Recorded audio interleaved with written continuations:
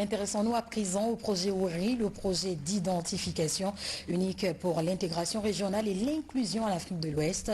Logé à la primature, ce projet contribuera à accélérer la transformation numérique de la Guinée, telle qu'ambitionnée par le professeur Alpha Condé.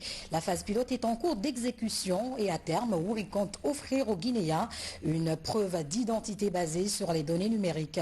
C'est notre grand format de ce soir. Il est réalisé par Thierno Ousmane Diallo. C'est assurément l'un des projets les plus importants du gouvernement qui va impacter plusieurs secteurs de développement les années à venir.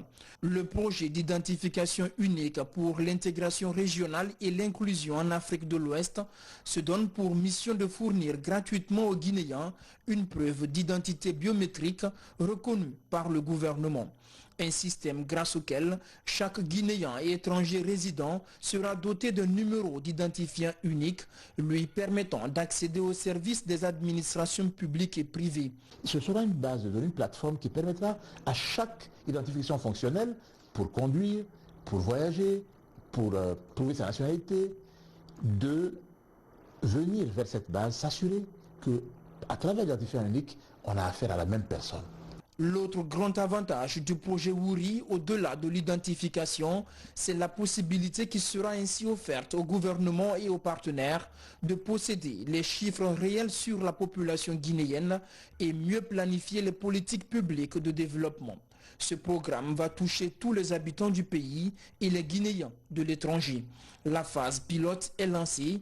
Dans un premier temps, 4000 personnes sont ciblées afin de tester la plateforme d'enrôlement mise en place par une équipe d'ingénieurs guinéens. Il y a des jeunes Guinéens qui ont rejoint ce projet, qui ont quitté les opportunités qu'ils avaient au Canada, aux États-Unis, en France, en Inde, au Maroc. Et on a pris aussi des Guinéens qui sont en Guinée pour constituer une task force, une équipe qui va développer la plateforme. Alors vous imaginez différentes cultures, différentes personnalités qu'on met ensemble en un temps record. Donc ça a été un challenge qu'on a su relever. Projet à vocation sociale dans son objectif, OURI va marquer un tournant dans le développement numérique de la Guinée et contribuer à moderniser les méthodes de gestion à différents niveaux. À la justice, le numéro d'identifiant unique facilitera le suivi des casiers judiciaires par exemple.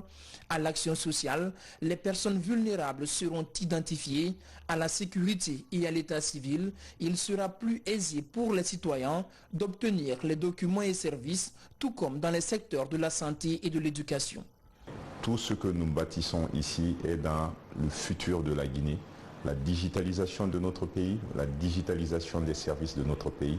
Et cela passe d'abord par un registre national des personnes physiques, ensuite une digitalisation complète des services sectoriels qui devront dialoguer les uns avec les autres.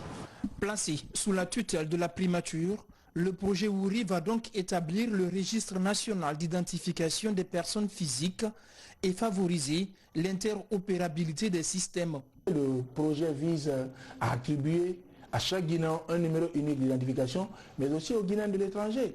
Donc c'est l'ensemble des Guinéens qui sont concernés. Et pour pouvoir toucher tous ces Guinéens, nous avons recruté une ONG de sensibilisation qui est actuellement sur le terrain pour toucher ces populations à la base. Mais bien avant le déploiement de l'ONG sur le terrain, nous avons organisé une mission de prise de contact et de sensibilisation des autorités administratives, mais aussi des responsables locaux des localités pilotes. Le projet OURI est financé par la Banque mondiale à près de 50 millions de dollars. La Guinée et la Côte d'Ivoire sont les deux premiers pays pilotes dans l'espace CEDEAO.